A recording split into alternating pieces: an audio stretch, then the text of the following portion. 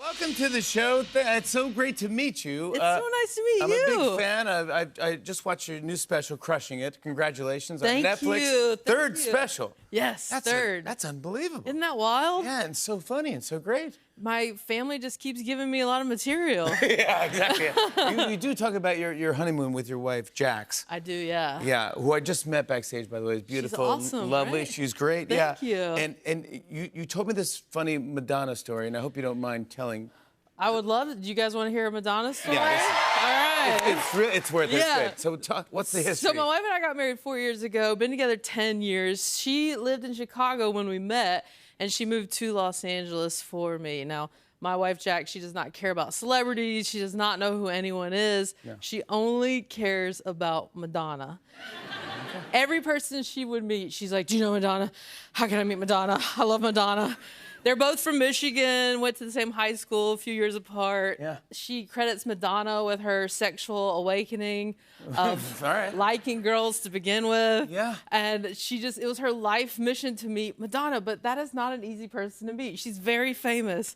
And so for 10 years, all I've tried to do is get her to meet Madonna. Yes. And I was coming up short. I would go to all these events where I thought Madonna might be. I would end up like at a roller skating party. I don't know how to roller skate. It was just me with a walker roller skating. Hoping that Madonna... Like, where's Madonna?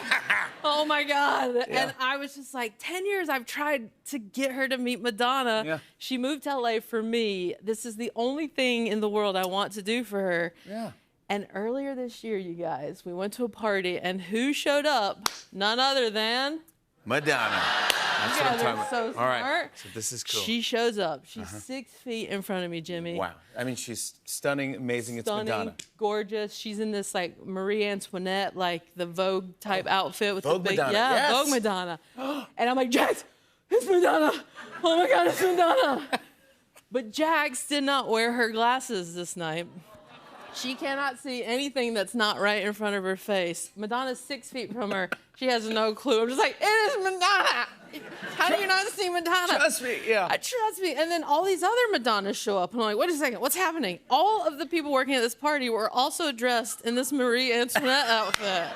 So it is like a Where's Waldo of Madonna. And she disappears into, like, wherever Madonna disappears into. It makes me and laugh. I was like, wow, we were so close. 2 hours later, everyone's gone. There's a woman on a Chase lounge just laying like this. Yeah. She has a sign on that says, I'm tired, leave me alone. I'm like, that's Madonna. She's bossing us around. Yeah. She's on tour. She's tired. We can't bother her. And I'm like, this is it. This is the moment, but I'm a rule follower. I can't just go up and bug her. So I start staring at her really creepy. You know, like when you stare at somebody hoping they'll see that you're being a creep, and they're like, oh, were you talking to me? Yeah. And she turns. We make eye contact. She points at me and gives me a heart. Jax sees none of this. No.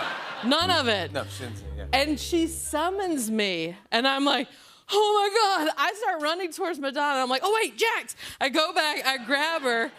She has no clue what's going on. I grab her like we're going to the last boat of the Titanic. Like, come on.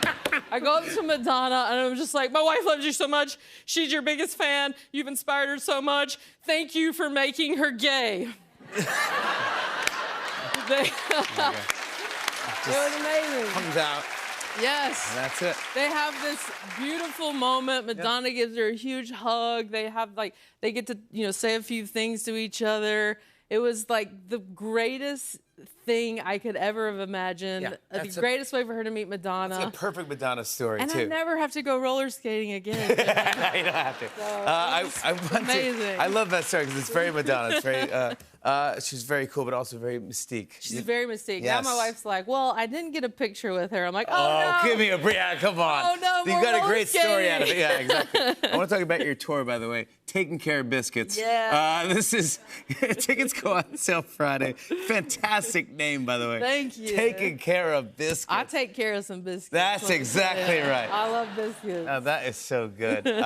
By the way, how is our friend Tig Notaro? She's amazing. She's one of my friends. I know you have a podcast with I do a Tig. podcast with Tig and Mae Martin. It's called Handsome. Yes. It's a really fun podcast. We're about a year a little over a year in, 25 million downloads. Wow. You asked us a question. We have really cool people asking us questions. Yeah, people calling to ask questions. Yeah, but you did a thing once on the show that I love called Table Envy. Yeah. And do you remember that?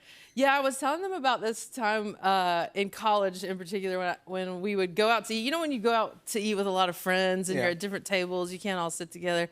I used to want to make people jealous that my table was having more fun than their table. This is brilliant. So it's called Table Envy. Now do it next time you guys are in a big group. It's really funny. And you tell everybody in your group, you're like, on the count of 3, I want you to laugh as hard as you can.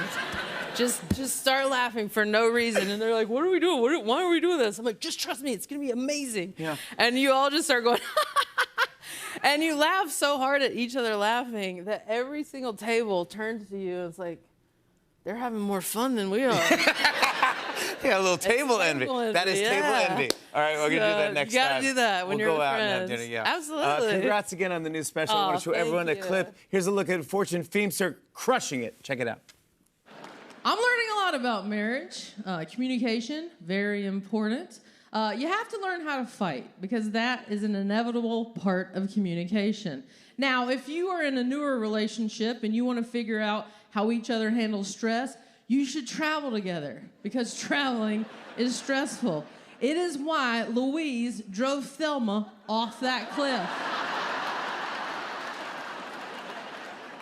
I told you not to eat my snacks. Fortune Feimster, everybody! Her special Crushing It is now streaming on Netflix. And check out the tour right here, everybody. Taking care of biscuits. Dan and Shay perform for us after the break. Stick around, everybody! Hey, hey.